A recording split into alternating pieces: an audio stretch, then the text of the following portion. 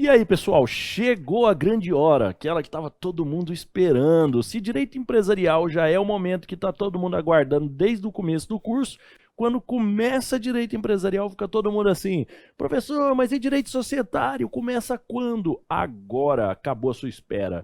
Nesse exato momento, a gente começa a falar do direito societário. Então, sejam bem-vindos e me acompanhem a essa jornada aqui pelo nosso direito societário. Vamos lá então, senhores, começando pelo seguinte: a primeira coisa que a gente precisa nessa história é formar o que a gente chama de quadro geral do direito societário. O quadro geral do direito societário é a forma que a gente tem de ter uma visão ampla, uma visão geral por todas as espécies de sociedade. É a hora que a gente consegue identificar o que é o que nessa história. Então, nós vamos ter que lembrar, obviamente, de alguns ensinamentos lá da nossa primeira aula e transferir para cá. Porque o que a gente aplicou no empresário, lá no artigo 966, também vale aqui para sociedades empresárias. Vamos fazer um grande quadro geral aqui, então? Tudo bem? Me acompanhem aí, peguem o caderno de vocês todinho na mão, tudo preparado e não se levantem até a gente acabar. Vamos lá, na tela. Nós vamos começar falando aqui das sociedades e dividindo essas sociedades em sociedade simples e sociedade empresária.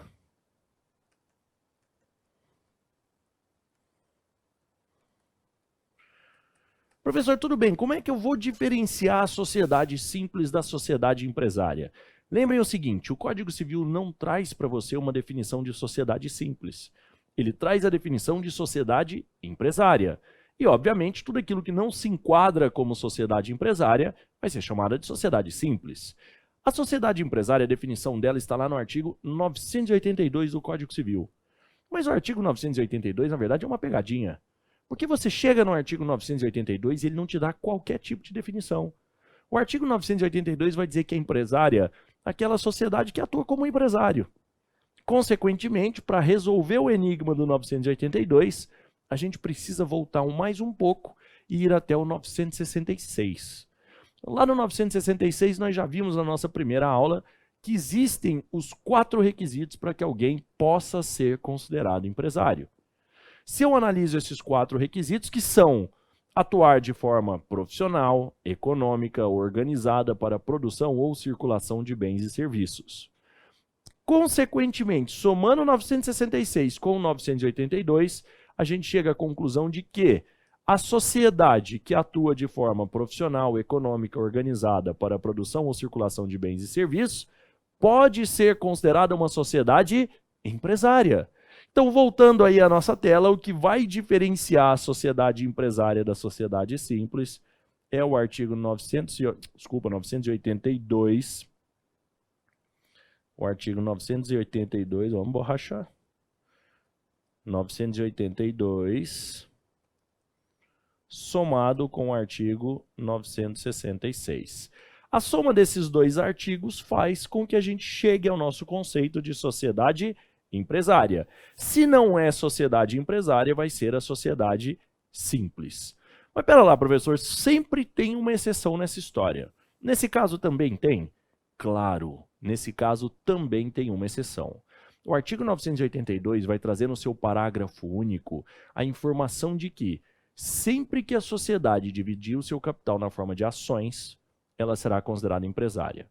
Então, se a sociedade divide o seu capital na forma de ações, exemplo, uma SA, uma comandita por ações, obrigatoriamente ela é uma sociedade empresária. Se ela não divide o seu capital na forma de ações, aí a gente vai olhar os requisitos do 966 para saber se ela se encaixa ou não como sociedade empresária. É isso que a gente vai observar como exceção. Só que aí vem uma observação. As cooperativas não podem nunca serem consideradas sociedades empresárias. As cooperativas vão sempre se enquadrar como sociedade simples. Por consequência, as cooperativas não são alcançadas pela lei de falência, não entram em recuperação judicial, porque elas não têm natureza empresária. E o primeiro requisito para que a gente possa utilizar a Lei 11.101, a lei de falências, é ter natureza empresária. Tranquilo, senhores? Então estamos caminhando? Muito bem. Então vamos continuar completando o nosso quadro. Vamos lá. Na sociedade simples, aqui vai somar-se as cooperativas. Dentro das sociedades empresárias, agora nós vamos fazer uma divisão em sociedades despersonificadas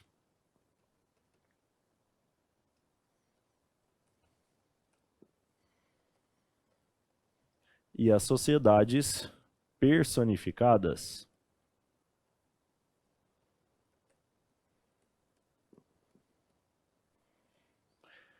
Falar em sociedade personificada e despersonificada nos remete de volta ao direito civil.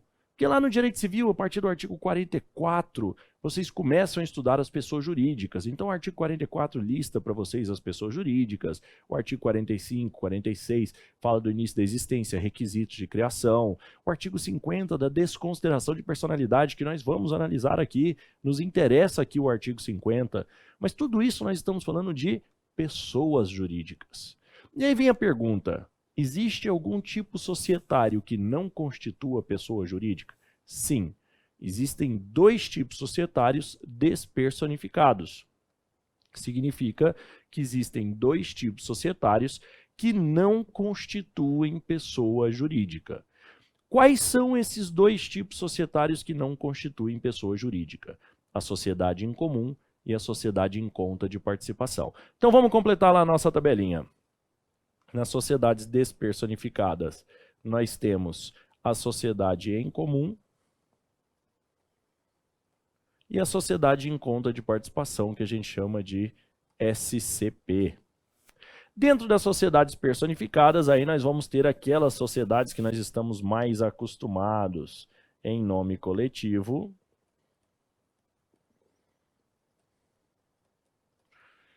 as comanditas, tanto as comanditas simples quanto as comanditas por ação, a sociedade limitada e as SA. Se você olhar bem para esse quadro, está congelado aí na sua tela agora. Esse é o quadro que efetivamente determina o que a gente chama de quadro geral do direito societário. Opa, invertido aí não dá, né, gente? Esse, então, é o nosso chamado quadro geral do direito societário.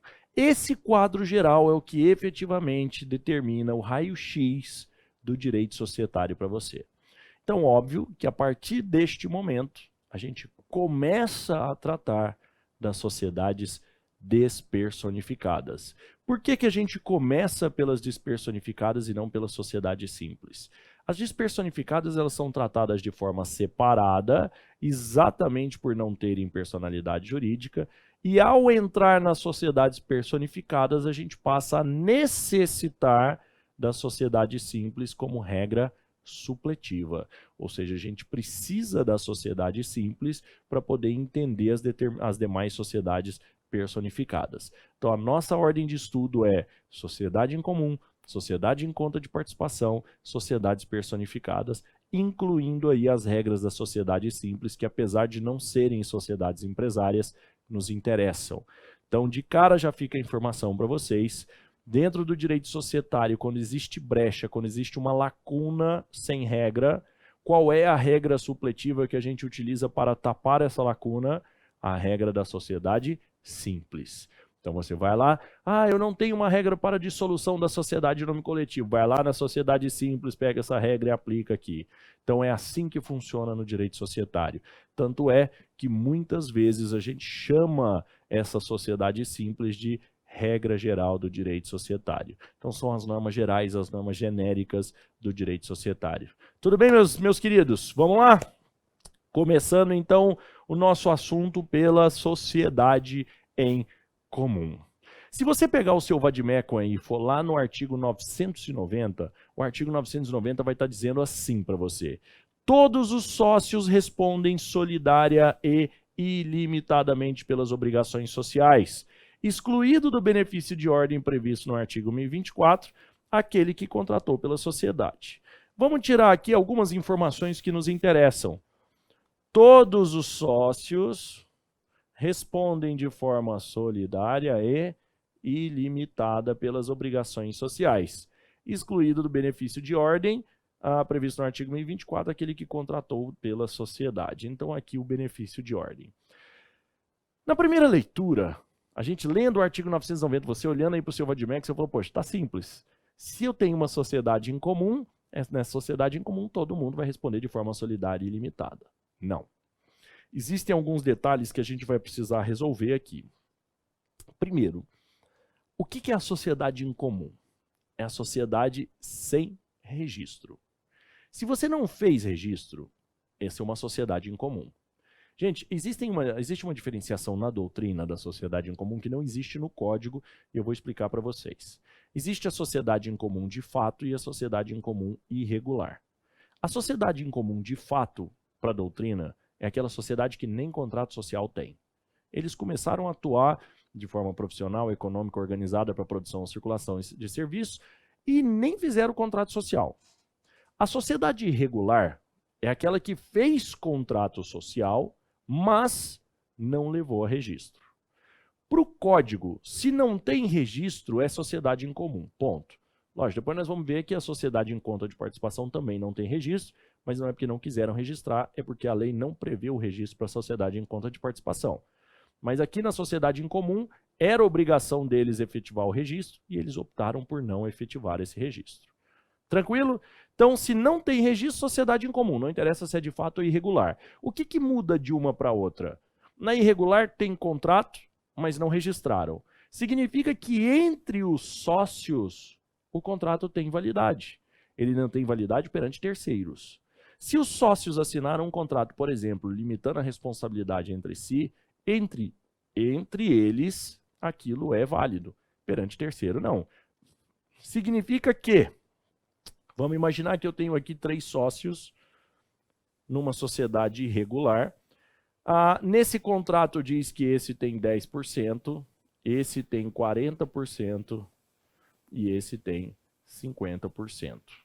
O terceiro credor, que está aqui de olho nessa sociedade, ele quando olha para essa sociedade, ele vai ver 3 que respondem por 100% cada um. Porque daqui onde ele está, como não houve registro, ele não vê o contrato. O contrato não tem efeito erga omnes. Por quê? Porque não foi registrado. Agora vamos tomar muito cuidado com o artigo 990, a gente precisa esmiuçar. E aí, gente, observação. Observação para a prova, para não cair nas pegadinhas. Se a prova trouxer o texto do artigo 990, está correto. Mas a nossa preocupação é que a FGV, ela ultimamente tem adotado muitos casos práticos. Quando você adota caso prático, aí já te força a uma interpretação. E você precisa entender a interpretação do 990. O 990 diz que todos os sócios respondem solidária e ilimitadamente, excluído do benefício de ordem aquele que contratou pela sociedade. Então eu preciso contar uma historinha para vocês agora. Vamos lá. Eu tenho aqui 3 sócios. Desses 3 sócios, esse sócio foi lá e assinou com o fornecedor. Então tem aqui o fornecedor. Só que esse sócio não pagou. Ele assinou para a sociedade, mas não pagou. Pela primeira leitura do artigo 990, esse fornecedor poderia acionar tanto o sócio 1, quanto o sócio 2, quanto o sócio 3, porque eles responderiam solidariamente. Mas o problema é que existe aqui o benefício do 1024. O benefício do 1024 é o que a gente chama de benefício de ordem. Benefício de ordem é aquele benefício em que eu posso dizer primeiro dele, depois o meu. Então, lá no artigo 990 diz que alguns sócios podem dizer primeiro dele, depois o meu. Benefício de ordem. Mas tem uma pessoa que é excluída desse benefício de ordem. Aquele sócio que contratou em nome da sociedade. Foi ele que foi lá e assinou o contrato. Foi ele que foi lá e negociou com o fornecedor. Esse sócio 1 não tem direito ao benefício de ordem do artigo 1024. O que a gente pode interpretar dessa história? Que esse sócio 1 responde de forma solidária, mas o sócio 2 e sócio 3, como tem o benefício de ordem, ou seja, como eles podem dizer primeiro dele, depois o meu, a responsabilidade deles é uma responsabilidade subsidiária e não solidária. Quem garante essa responsabilidade subsidiária é exatamente o artigo 1024 do Código Civil. Então, muito cuidado com essa história da sociedade em comum, porque os sócios que não contrataram pela sociedade têm a possibilidade de exigir que primeiro se esgote o patrimônio social para depois atingir o seu patrimônio pessoal. Então, desse sócio, em relação à sociedade, a obrigação dele é subsidiária. Desse sócio em relação aos demais sócios, aí sim nós temos uma obrigação solidária. Mas em relação à sociedade, a obrigação dele é subsidiária e não solidária. Pegaram aí, senhores? Ficou tranquilo? Então lembrem que o 990 tem que ser interpretado porque ele próprio diz: excluído do benefício de ordem o sócio que contratou em nome da sociedade. Mas todos os sócios respondem de forma ilimitada. Significa que, em virtude da falta de registro, seu patrimônio pessoal está na reta. O seu patrimônio pessoal responde pelas obrigações da sociedade. Até porque o início da personalidade jurídica se dá com o registro, está lá no artigo 45, e neste caso não houve registro. Então não há uma personalidade jurídica para onde eu jogar a responsabilidade. Por consequência, a responsabilidade é toda minha. Tranquilo, pessoal? Vamos dar uma organizada aqui no raciocínio, então? Na sua tela, de novo, o artigo 1024, os bens particulares dos sócios não podem ser executados por dívidas da sociedade, senão depois de executados os bens sociais. Então, nós temos que analisar essa responsabilidade de três maneiras. Entre os sócios, nós temos uma responsabilidade ilimitada e solidária. Dos sócios quanto à sociedade, aí nós separamos. O sócio contratante continua ilimitada e solidária. Os sócios 2 e 3, ilimitada contudo, subsidiária pelo benefício do artigo 1024. Então aqui a gente teria o benefício do artigo 1024. Quem é titular do patrimônio da sociedade? Todos os sócios, uma vez que não há personalidade jurídica. Aqui não há personalidade. Então eu não posso dizer que aquele patrimônio é da pessoa jurídica. Não existe pessoa jurídica. O patrimônio social é um patrimônio de natureza especial, é um patrimônio de titularidade de todos os sócios. Professor, o que é o patrimônio social, já que aqui a gente não está falando em integralização ainda? Patrimônio social é aquele patrimônio utilizado para o exercício da atividade. Patrimônio utilizado para o exercício da atividade é o que a gente chama de patrimônio social. E esse responde primeiro. A única pessoa que não pode alegar esse benefício de ordem é o sócio que contratou em nome da sociedade. Tudo bem, pessoal? Tranquilo até aqui? Fácil, né? Direito empresarial é manha. Bom, vamos passar por uma sociedade um pouquinho diferente aqui, que é a sociedade que a gente chama de SCP, a Sociedade em Conta de Participação. Com um pequeno detalhe, a SCP, ou Sociedade em Conta de Participação, é uma sociedade que não precisa de registro. Por isso ela não tem personalidade jurídica. Então não foi porque os sócios não quiseram, é porque ela não precisa de registro. Inclusive o Código Civil diz que se ela tiver registro, se eu quiser registrar, esse registro não tem qualquer efeito. Como nós vamos mudar de assunto, vocês já estão acostumados, é o tempo de você correr na geladeira, pegar o seu todinho gelado e voltar, porque nós vamos começar Sociedade em Conta de Participação. Já volto.